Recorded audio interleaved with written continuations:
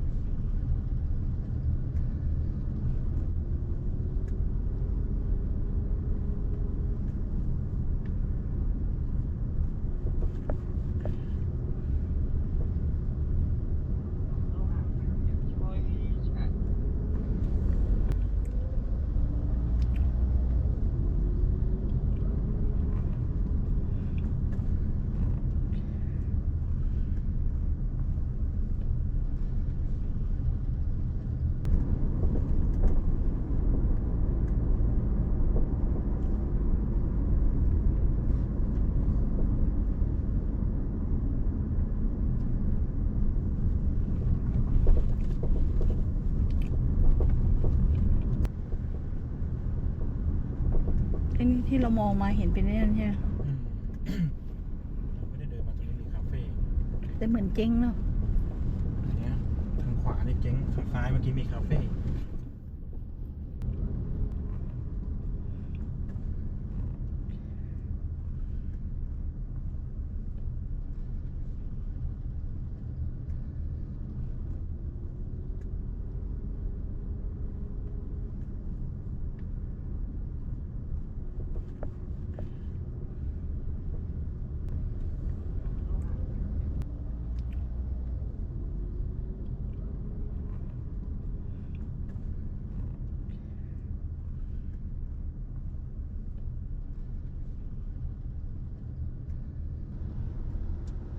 มิวติดหาด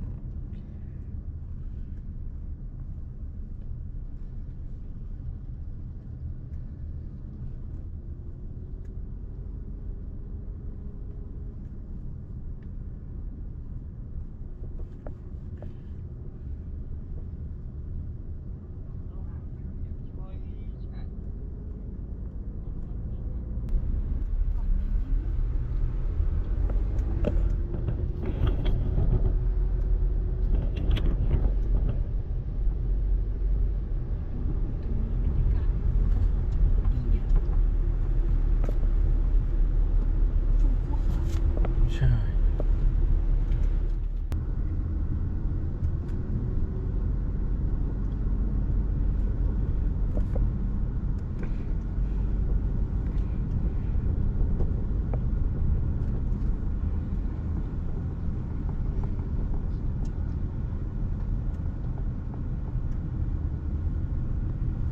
คืนนี้นั่งมีเปลกันเลยเหรอข้างในเป็นเปลอะ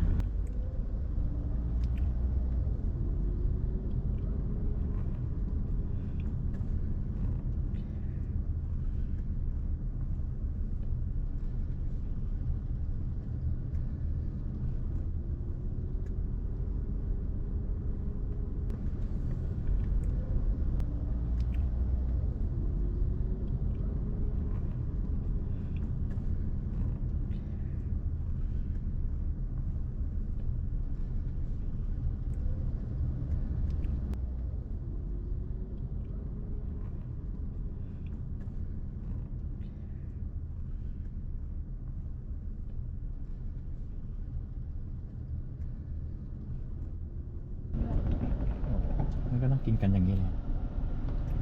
เปลก็จะใช้แบบเปลทหารนะครับนี่ โอ้โห ดูจะร้อน นี่คือชายหาดที่ทำขึ้นมาเองนะ ดูดทรายขึ้นมา มีสปีดโบ๊ทด้วยเห็นสปีดโบ๊ทยัง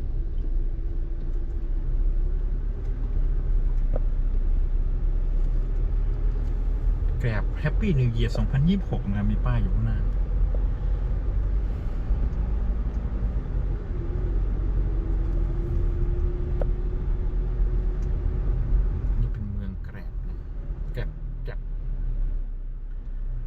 ตรีทฟู้ดเยอะๆ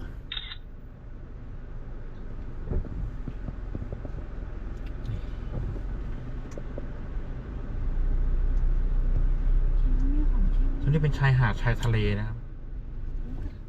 โอ้ก็จะมีอาหารกินสตรีทฟู้ดเยอะแยะ แต่ร้านที่เรากินเมื่อเช้านี่ดูดีกว่าเพราะวกกุ้งเสียบไม้5 ตัว อันนี้กุ้งเสียบทีละตัว ไม้ละตัว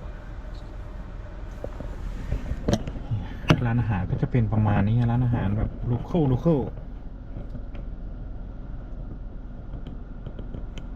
ก็จะเป็นแบบนอนเปลนะครับ โอ้โห งงมาก เป็นหลับอ่ะ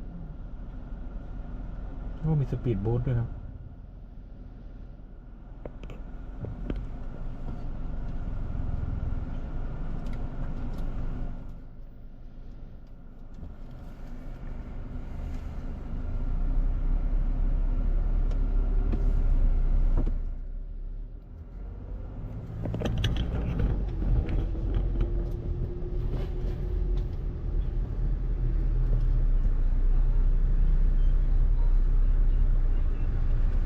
คนก็จะจอดอย่างนี้ทำให้รถติดนะ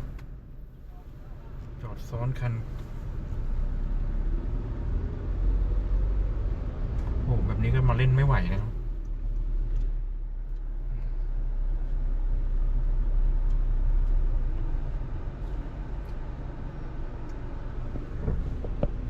มีนอนกับน้องอ่ะน้องเลยอันนี้เฝ้าน้องหรือดูแลน้อง นี่อาหารก็จะเป็นแบบโลคอลโอ้สุดยอด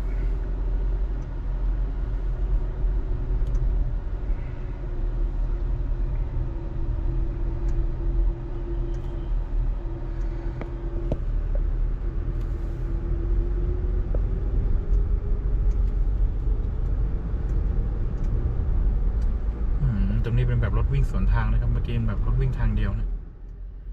ถ้าเราเห็นขนมจากเราก็จะซื้ออีกนะครับ